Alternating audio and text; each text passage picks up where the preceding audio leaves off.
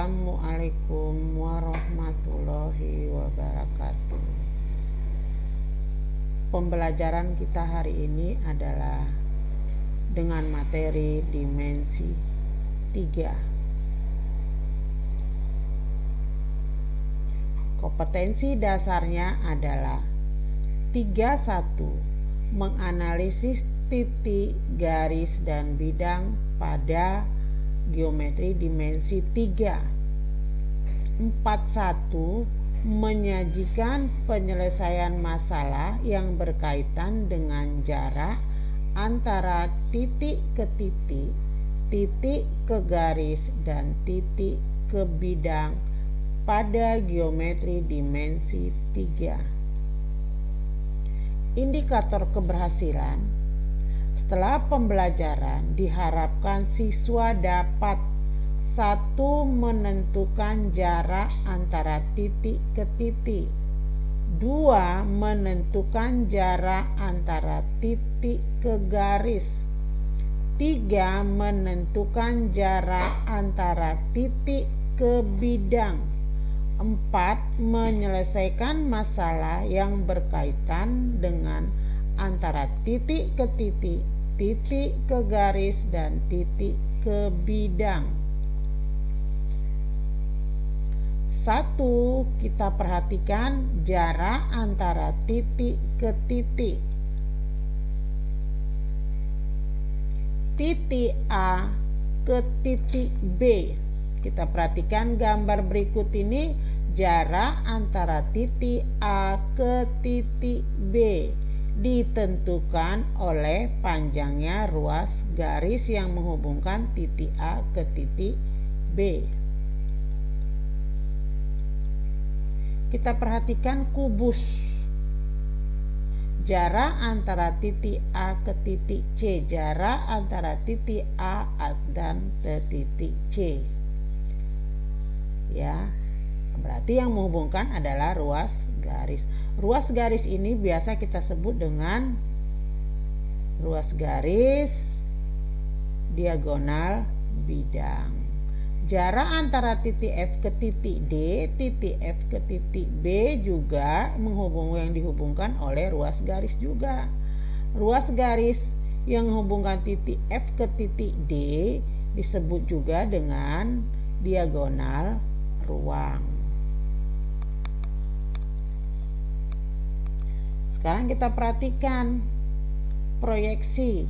Berarti titik P ke titik P1. Itu dia. Pada bidang V. Ya. Berarti titik P ke titik P1 dihubungkan dengan ruas garis juga. 2. Jarak antara titik ke garis. Kita perhatikan berikut ini. Jarak titik T ke garis G. Jarak titik T ke garis G. Ditarik ruas garis ke titik dari titik T ke garis G. Maka diwakili oleh panjang ruas garis. Di ruas garis kita buat titik X. Tarik juga garis titik T ke titik X yang ada di garis G. Sekarang kita perhatikan gambar berikut ini. Manakah yang terpendek, garis TX atau garis TY? Bisa ya, anak-anak ibu bisa melihat mana yang paling pendek atau manakah dari ruas garis TX dan TY yang terpendek. Sekarang jarak titik ke bidang. Jarak titik A ke bidang V. Ini bidang V. Ya.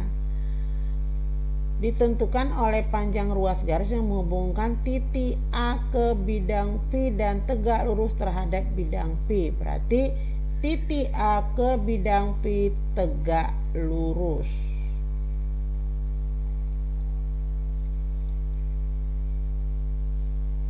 Sekarang kita perhatikan gambar berikut ini. Titik G dengan bidang V. Di bidang ada dua buah garis yang berpotongan. Jika garis tersebut tegak lurus terhadap dua buah garis yang berpotongan terhadap bidang, maka dapat kita simpulkan G akan tegak lurus terhadap garis A. G juga akan tegak lurus terhadap B. Maka A dan B pada bidang V. Iya, A dan B ini berpotongan pada bidang V. Karena G tadi saya katakan tegak lurus dengan A dan G juga terus dengan B, maka G akan tegak lurus terhadap bidang V. Bagaimana anak-anak ibu?